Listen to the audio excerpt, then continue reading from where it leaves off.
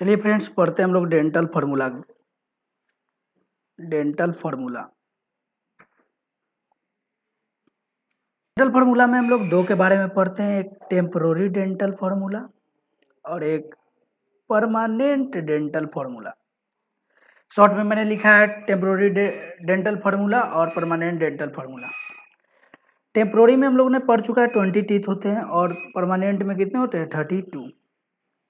और अब जरा हम ध्यान से देखें तो मैंने ये भी पढ़ चुका है incisor, canine, premolar and molar. और इधर देखें तो incisor, canine, premolar and molar.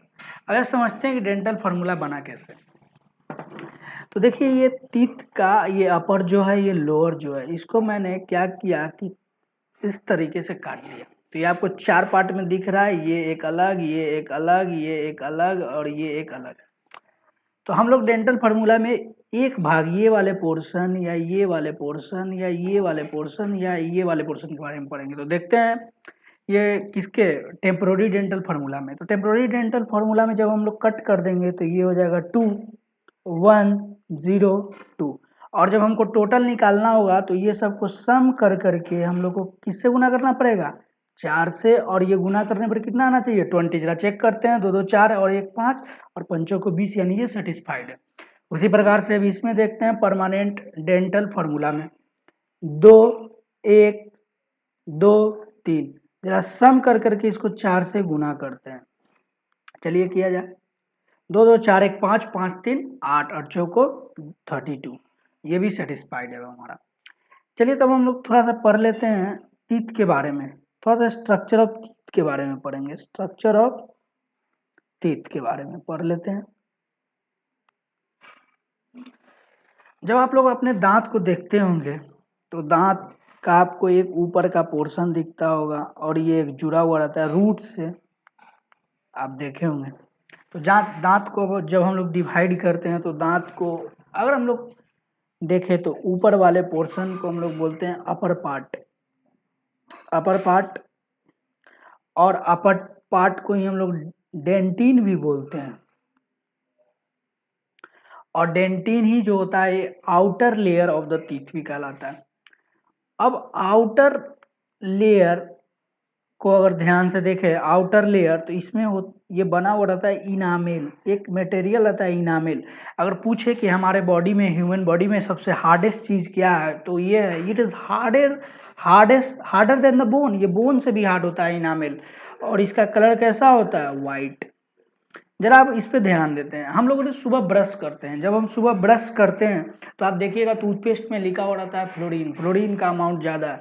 अगर फ्लोरीन है तो अगर कोई भी चीज़ को हम लोग लिमिट अमाउंट में लेते हैं तो वो हमारे लिए अच्छा है, लेकिन जैसे ही ज़्यादा अमाउंट में लेते हैं तो हमारे लिए क्या हो जाता है, बेकार। वही चीज़ है फ्लोरीन के साथ। अगर फ्लोरीन लिमिटेड अमाउंट में लेते हैं, लिमिटेड अमाउंट में, तब तो ये हमारे टूथ को क्या करेगा, वाइट बनाएगा। लेकिन जब हम लोग एक्स्ट्रा अमाउंट में लेने लगेंगे तो ये एलोविस बना देगा। कैसा बना देगा, एलोविस। It will convert our teeth into एलोविस। ठीक है। और अब ध्यान दे तो ये मिडिल पार्ट को हम लोग बोलते हैं pulp. This is what, a pulp. और जो लोअर पार्ट है, जो ये देख रहे हैं दांत का, ये लोअर पार्ट जिसे हम लोग रूट भी कह सकते हैं या इसे गम्स कहते हैं, gums. This is what, gums. और ये गम्स जो है ये किससे बने हुए रहते हैं, मसल से। It is made up of what, muscle. ठीक है। अब जब ध्यान से देखें तो ये आखिर जो ये हार्डेस्ट एंड स्ट्रॉन्गेस्ट सब्सटेंस जो मैं इनामेल बोला, अगर मैं इनामेल का थोड़ा सा कंपोजिशन देखूं तो इसका कंपोजिशन होता है CaCO3, इसे हम लोग कैल्शियम कार्बोनेट बोलते हैं, and calcium phosphate. This is the calcium phosphate. ठीक है। अब सवाल आता है कि ये स्ट्रॉन्गेस्ट पार्ट क्यों होता है। तो जरा ध्यान दीजिएगा, बायोलॉजी में जहाँ भी स्ट्रॉन्गेस्ट पार्ट आए तो ध्यान दीजिएगा ये वाटर कंटेंट से। जैसे कि सेलुलोज आपने पढ़ा है, ये स्ट्रॉन्गेस्ट पार्ट है जो प्लांट में सेल वॉल का निर्माण करेगा। तो इतना हार्ड क्यों होता है, बिकॉज इट कंटेन 0% वाटर। यहाँ पर भी जो पानी का अमाउंट होता है वो कितना होता है, 0% होता है। समझ में आ गया। तो अब हम लोग, मैंने दांत के बारे में मैंने पूरा पढ़ा दिया। आज हम लोग एक पढ़ेंगे टंग के बारे में, और टंग के बाद हम लोग कल पढ़ेंगे। तो हम लोग आज एक और हेडिंग पढ़ेंगे किसके बारे में, टंग के बारे में कि टंग का क्या काम है, लेंथ कितना होता है, टंग किस हड्डी से जुड़ा हुआ होता है, तो ये हम लोग पढ़ने जा रहे हैं। देखते हैं टंग के बारे में। स्टार्ट करते हैं टंग के बारे में। अब टंग का लेंथ कितना होता है जरा हम लोग पढ़ ले टंग के लेंथ के बारे में। तो the length of the tongue is 10 centimetre. और हम लोग टंग के बारे में ये भी जानते हैं कि ये कैसा ऑर्गन है, सेंसरी ऑर्गन है। हम लोगों ने बचपन में भी पढ़ा होगा कि हमारे बॉडी में कितने सेंसरी ऑर्गन है, 5। तो जरा देख लेते हैं कौन कौन से 5 सेंसरी ऑर्गन है। Revision, just for revision. Tongue, tongue के बाद हम लोगों ने पढ़ा होगा ईयर, ईयर के बाद हम लोगों ने पढ़ा होगा आई, आई के बाद हम लोगों ने पढ़ा होगा स्किन, और स्किन और एक रहा हमारा नोज। फंक्शन भी आप लोग को पता ही होगा, ये फंक्शन से हमें मतलब नहीं है। जैसे कि टंग का काम होता है टेस्ट का पता करना, ईयर का काम होता है सुनने के काम में आना, ईयर का काम होता है, आई का काम होता है देखने में, स्किन का काम होता है फील कराने में, और नोज का काम क्या होता है, स्मेल में। अब सवाल आता है कि ये जो टंग है, टंग किसी से अटैच होता है, टंग एक हड्डी से अटैच होता है, और पूछ ले कि टंग उस हड्डी का नाम क्या है, तो याद करके रहेगा, उसे बोलते हैं हाइवाइड बोन। Hyoid bone. जब आप देखते हो कि जब फांसी लगता है किसी को, तो यही हाइवाइड बोन जो है क्या हो जाता है, टूट जाता है। तो उसके कारण जीभ या तो पूरा अंदर की ओर चला जाएगा, या तो पूरा मुंह से क्या हो जाएगा, बकल कैविटी से बाहर आ जाएगा। यही हाइवाइड बोन हैंगिंग के दौरान क्या होता है, टूट जाता है हाइवाइड बोन। अब जरा ध्यान दीजिएगा, टंग अगर पूछ ले कैसा ऑर्गन है, तो याद रखिएगा it is a muscular organ. ये कैसा ऑर्गन है, मस्कुलर ऑर्गन। ठीक है, ये टंग जो हमारा है मस्कुलर ऑर्गन है। अब हम लोग थोड़ा सा स्टडी करते हैं जीभ के बारे में। हम लोग को पढ़ा है हमारे टीथ में टेस्ट बर्ड्स पाए जाते हैं। तो I am drawing the structure of teeth. अब हम लोग देखते हैं कि जैसे कि हम लोग कोई चीज़ मीठा खाते हैं तो पता चल जाता है कि मीठा लगा, कोई चीज़ सॉल्टी खाते हैं तो पता चल जाता है कि सॉल्टी लगा। तो टेस्ट को पता करने के लिए हमारे टंग में क्या होते हैं, टेस्टिंग बर्ड्स होते हैं, टेस्टिंग बर्ड्स पाए जाते हैं, बर्ड्स। और टेस्टिंग बर्ड्स न्यूरॉन के माध्यम से ये हमारे ब्रेन तक मैसेज लेकर के जाता है, और ब्रेन ही हमें बताता है कि मैंने खट्टा खाया या तीता खाया या सॉल्टी खाया। तो चला देखते हैं, यहाँ पर हम लोग ये जो जीभ का आगे वाला पोर्शन है, यहाँ से हम लोग को पता चलता है स्वीट टेस्ट के बारे में, स्वीट। ठीक है, जीभ के दोनों लैटरल साइड, दिस साइड, इसमें हम लोग को पता चलता है सॉल्टी, यानी ये भी सॉल्टी और ये भी कैसा, सॉल्टी। ठीक है, उसके बाद ये बीच वाला जो पोर्शन है सॉर, खट्टा, SOUR, सॉर टेस्ट के बारे में पता चलता है। यहाँ पे हम लोग को पता चलता है बीटर टेस्ट के बारे में, बीटर, कड़वा, बीटर। ठीक है, उसके बाद ये वाले जो पोर्शन है, ये वाले पोर्शन, इसमें हम लोग अगर कोई भी जैसे ओनियन खा लिए, ओनियन खाते हैं तो उसका स्वाद पता चलेगा। ओनियन के बाद गार्लिक, लहसुन, गार्लिक के बाद आपका हो गया जिंजर आदि, ये सब का टेस्ट हम लोग को यहाँ से पता चलता है। तो ये हमारा एक टेस्ट बर्ड का मैंने क्या किया, स्ट्रक्चर बनाया, ताकि आपको समझ में आ जाए स्वीट टेस्ट के बारे में, सॉल्टी टेस्ट के बारे में। अगर आपसे क्वेश्चन आ जाए कभी भी रिप्रेजेंट करने के लिए, ये 10th में भी आ सकता है और ये कंपटीशन एग्जाम में भी पूछे जा सकते हैं। तो चलिए अब जरा ध्यान देते हैं कि हम लोगों ने पढ़ा कि हमारा डाइजेशन जो है कहाँ से स्टार्ट हो जाता है, माउथ से। तो हम लोग जरा देखते हैं कि माउथ से डाइजेशन कैसे स्टार्ट होता है। तो देखिए, माउथ में एक ग्लैंड्स पाए जाते हैं, ग्लैंड्स। और ग्लैंड्स में कौन सा ग्लैंड, एक्सोक्राइन ग्लैंड। जब हम लोग ग्लैंड का एक वीडियो बनाएंगे तो उसमें पढ़ेंगे ग्लैंड दो प्रकार के होते हैं, एक एक्सोक्राइन और इंडोक्राइन, और एक मिक्स्ड ग्लैंड भी होता है। उसके बारे में हम लोग ग्लैंड चैप्टर में डिटेल्स में बात करेंगे। ठीक है, अब एक्सोक्राइन ग्लैंड का काम क्या होता है, तो ये इंजाइम को सेक्रेट करता है, इंजाइम। और इंजाइम के बारे में आप लोग को पता ही होगा, इंजाइम ही ये जो है किसमें मदद करता है, डाइजेशन में, means enzyme help in digestion of food.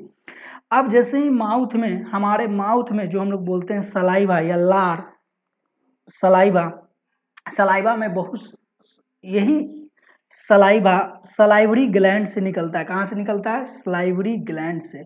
और यही सलाइवरी ग्लैंड जो है डाइजेशन ऑफ फूड में मदद करता है। अगर आप ध्यान से देखें तो हमारे बॉडी में, मीन्स हमारे माउथ में 3 सलाइवरी ग्लैंड पाए जाते हैं। तो अब हम लोग डिटेल्स में पढ़ते हैं सलाइवरी ग्लैंड के बारे में।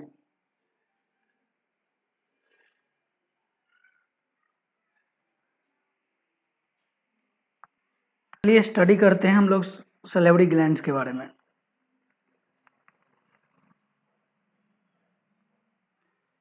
मेनली 3 प्रकार के सलेवरी ग्लैंड्स पाए जाते हैं जिनका काम होता है क्या, सलाइवा को सेक्रीट करना, सलाइवा। देखते हैं कौन कौन से ग्लैंड होते हैं। तो पैरोटीड ग्लैंड, पैरोटीड के बाद सब मैंडिबुलर, उसके बाद एक और आता है सब लिंगुअल ग्लैंड।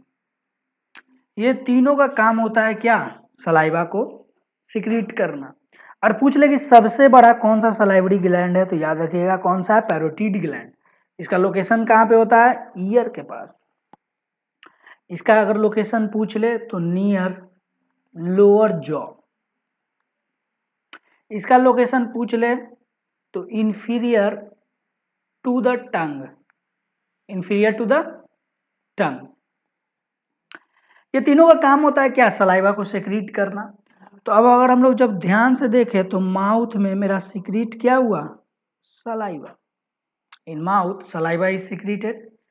और पूछ ले सलाइवा का पीएच वैल्यू कितना होता है, तो पीएच इसका होता है 6.8 और हम लोग इसे बोलते हैं slightly what, acidic in nature. अब इस सलाइवा में का कंपोजिशन पूछ ले कि क्या क्या होता है, तो सलाइवा का कंपोजिशन है वाटर। कितना होता है इसमें, 99% क्या होता है, वाटर। और इनमें 1% क्या पाए जाते हैं, एंजाइम्स। अब एंजाइम्स में 2 प्रकार का पढ़ा ही होगा आप लोगों ने, एक सलाइवरी अमाइलेज जिसे कि हम लोग टाइलिन भी बोलते हैं, पर टाइलिन नहीं बोलिएगा, इसे हम लोग प्रोनाउंसिएशन करते हैं टाइलिन। और दूसरा लाइजोजोम्स। अगर पूछ ले कि सेल के अलावा लाइजोजोम्स कहाँ पे और पाए जाते हैं, तो आप लोग ध्यान रखिएगा ये हमारे सलाइवा में भी पाया जाता है। और इसका काम क्या होता है, टू किल माइक्रोब्स। इसका काम होता है माइक्रोब्स को मारने में मदद करता है, कौन, लाइजोसोम्स। हम लोगों ने पढ़ा कि सलाइवा में 99% वाटर होता है, 1% में इंजाइम्स पाए जाते हैं। और इंजाइम में भी क्या, सलाइवरी अमाइलेज एंड लाइजोजोम का क्या है, माइक्रोब्स को किल करने का। चलिए तो हम लोग देखते हैं कि माउथ में जो डाइजेशन होता है वो होता किसका है मेनली। तो माउथ में सिर्फ और सिर्फ डाइजेशन होता है किसका, कार्बोहाइड्रेट और स्टार्च का। अगर पूछ ले कि कार्बोहाइड्रेट को डाइजेस्ट कौन करेगा, सलाइवरी अमाइलेज, जिसे हम लोग पटाइलिन नहीं टाइलिन, क्या पटाइलिन नहीं बोलिएगा, टाइलिन बोलेंगे। टाइलिन जो है इसको कन्वर्ट कर देता है ग्लूकोज में, और ग्लूकोज पता ही होगा ये क्या है, मोनोसैक्रिड है, मोनोसैक्रिड। अगर पूछे कि ग्लूकोज क्या है तो मोनोसैक्रिड है। इस पे भी हम लोग एक वीडियो बनाएंगे, मोनोसैक्रिड डाइसैक्रिड समझेंगे कि ये क्या होता है। और अगर स्टार्च पूछे तो ये होता है पॉलीसैक्रिड।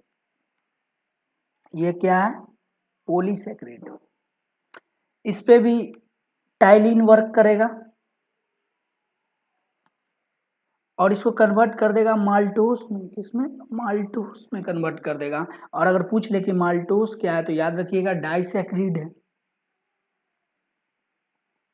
It is what, डाइसैक्रिड।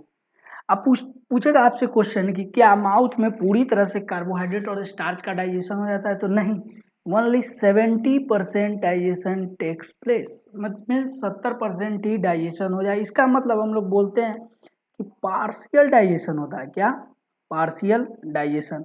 जैसे कि हम लोग पिछले लेक्चर में पढ़े भी है कि कंप्लीट डाइजेशन कहाँ पे होगा, स्मॉल इंटेस्टाइन में। अब देखते हैं डाइजेस्टेड फूड जो डाइजेस्ट हो गया, प्लस अनडाइजेस्टेड फूड जो बचा, मतलब 70% डाइजेस्ट हो रहा है, 30% नहीं हुआ, और इसके साथ जो सलाइवा मिक्स है इसी को हम लोग क्या बोलते हैं, bolus. This is known as what, bolus. ठीक है, इसी को हम लोग क्या बोलते हैं, बोलस। और ये जो है अब फूड माउथ के बाद कहाँ पे जाएगा, ईसोफेगस में चला जाएगा। कहाँ पे, ईसोफेगस, जिसे हम लोग फूड पाइप भी बोलते हैं।